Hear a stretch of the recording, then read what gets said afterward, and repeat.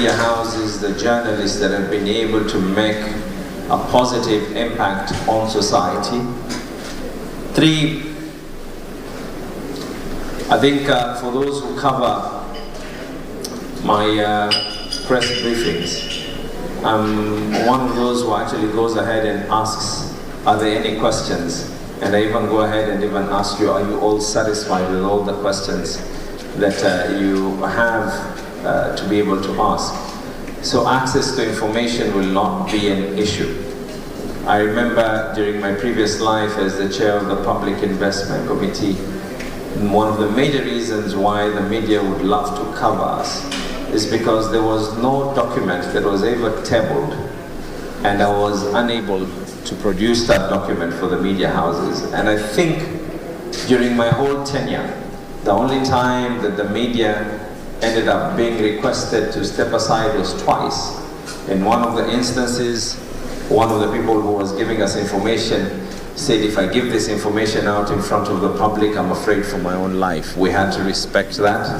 And then the other instance is where a company said, you're asking me to divulge my capacity to be able to do this kind of business, and you're asking me to give you my audited accounts, my business competitors, and we had to give him. So just 2 of those incidences out of thousands of meetings that we were able to do were the only ones where the media was not able to get access.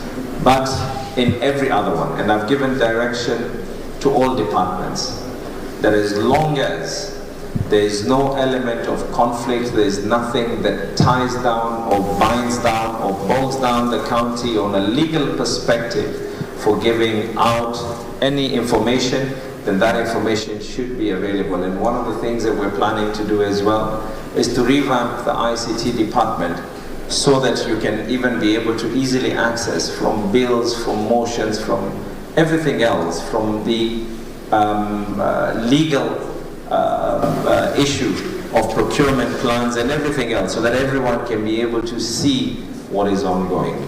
And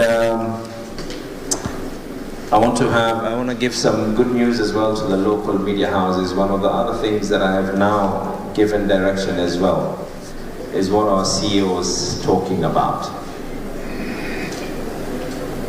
We will be giving priority to the local media houses in terms of both funding for all our programs and in terms of adverts and everything else. So brace yourselves for some positive times.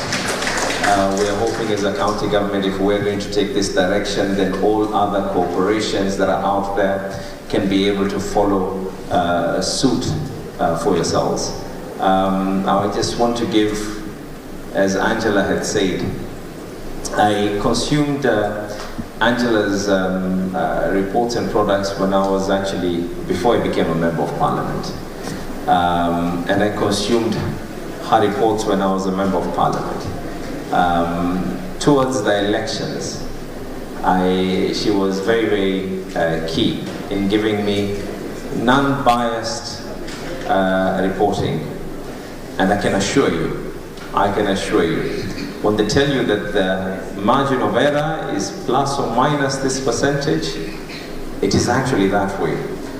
Because when she was giving me those reports, that if elections are to be held today, what it is that you want to be able to do, when she was giving me the reports of the issues that are affecting the populace, everything turned out to be ditto.